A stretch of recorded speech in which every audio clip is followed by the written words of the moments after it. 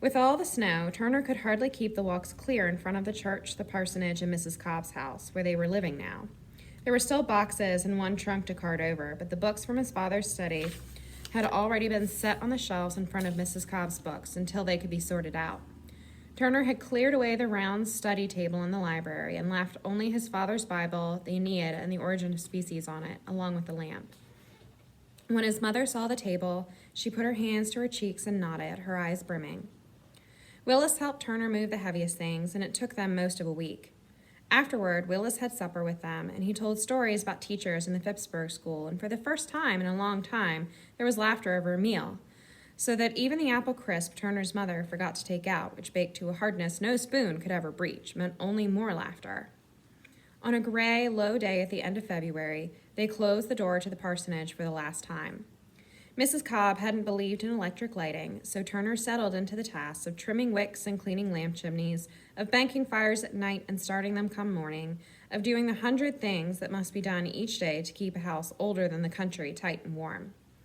In between, he was in the library, surrounded by his father's and Mrs. Cobb's books, sitting at the study table in the morning to translate the Georgics, which he thought had nothing on the Aeneid.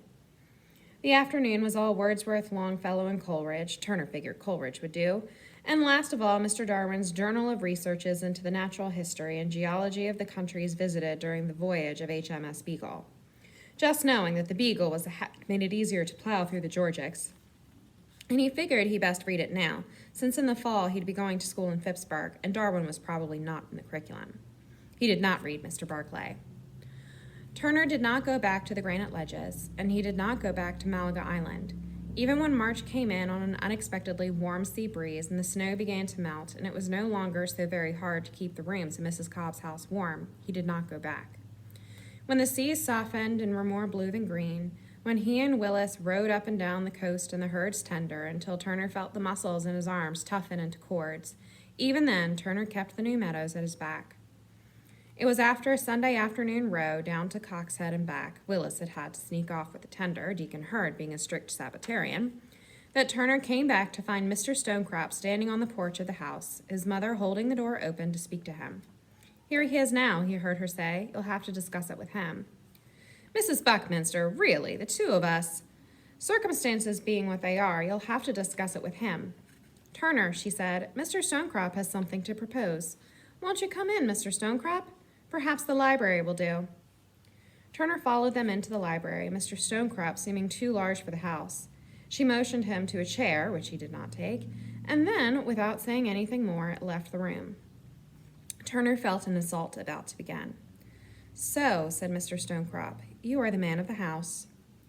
Turner didn't think Mr. Stonecrop expected a reply, so he didn't give him any. Mr. Stonecrop walked around the study table, picked up the Aeneid, and put it down after he flipped through some pages. "I don't know what good this will do you," he said. "I built a whole shipyard, and I don't know a word of Latin past e pluribus unum. No employer will hire you merely because you know Latin, young Buckminster." Turner almost said that the whole state of Maine would have to pull up its skirts and dance a reel before he would hire on with Mr. Stonecrop, but he didn't think that needed saying aloud either. "And you're still reading this tripe," observed Mr. Stonecrop, holding up The Voyage of HMS Beagle. "You won't learn much from a fellow who thinks we came from monkeys." He looked at a couple of pages, closed the book, and tossed it onto the chair.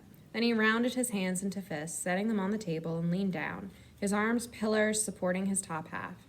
"Son, I came here this afternoon to discuss a business proposal with your mother. She tells me I need to discuss it with you, I suppose, since Mrs. Cobb left you the house."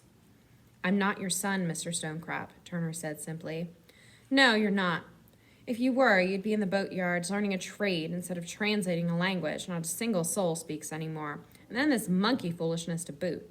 It's a practical world out there, and people who aren't practical get—" "I know what happens to people who aren't practical, Mr. Stonecrop. I've seen what happens to people who aren't practical." "Blunt. You're blunt, aren't you?" "That's good. Men of business should be blunt. They don't have to like each other to do business, but they do have to be blunt." He had another comment that Turner didn't think needed a reply. "So here is your business proposal, Mr. Buckminster. I propose to purchase Mrs. Cobb's house from you outright. I'm prepared to offer you better than the market price." "Why, Mr. Stonecrop?" "This is a business matter." If this were a business matter, Mr. Stonecrop, would you be giving us an offer above the market price? Mr. Stonecrop smiled. Well, young Mr. Turner Buckminster, all grown up. Handles his business affairs better than his father might have, and him only 13. No, probably 14 years old now. Maybe there's more to Latin than I thought. Maybe I should be hiring you down to the shipyard after all.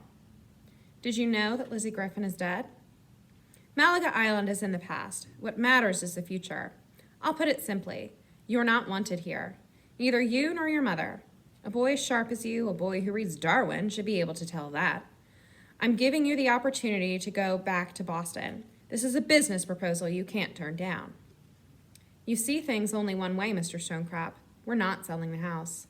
Today is your best offer, young Buckminster. Turner nodded. Boy, are you stubborn just to be stubborn? Or is there something else to it? You think some other Negro will come live with you? Will you be sweet on her, too? Mr. Stonecrop, you're a rich man, and you'll be a whole lot richer once you build your hotel. But I don't think Mrs. Cobb would have wanted to help you, and I don't think I want to help you. Blunt again, very good. But you're missing your chance, boy, just as your father missed his. You won't hear me make this offer again. I won't expect it. You'll regret living in a town where no one wants you. I'm getting used to it. I was the one who brought you here, shouted Mr. Stonecrop. I was the one who insisted upon your father. I thought he was an up-and-coming preacher, a man with his wealth, his connections. I thought he would rise like a star in Maine. I was the one who saw him fall over the cliff. And what do you imagine he was thinking then? He must have realized what was about to happen. He must have hoped that you would make good decisions and take care of your mother. What had his father been thinking when he went over the cliff? What had been in his eyes? And it came to Turner, no matter how much he tried to hold it back, no matter how hard he tried to make the night darker so that he couldn't see it, his father tottering, arms reaching forward to nothing, leaning back, and his eyes. And then he remembered. He had already seen what was in his father's eyes. He had seen it in the eye of the whale. Turner hardly noticed when Mr. Stonecrop left, snorting. He let the moment at the cliff's edge come to him again, wincing with the hurt of it, but watching his father's face closely. He let it come again and again until he was absolutely sure he could see his father's face. What had been in their eyes? What was it that the whale knew? What was it that his father knew?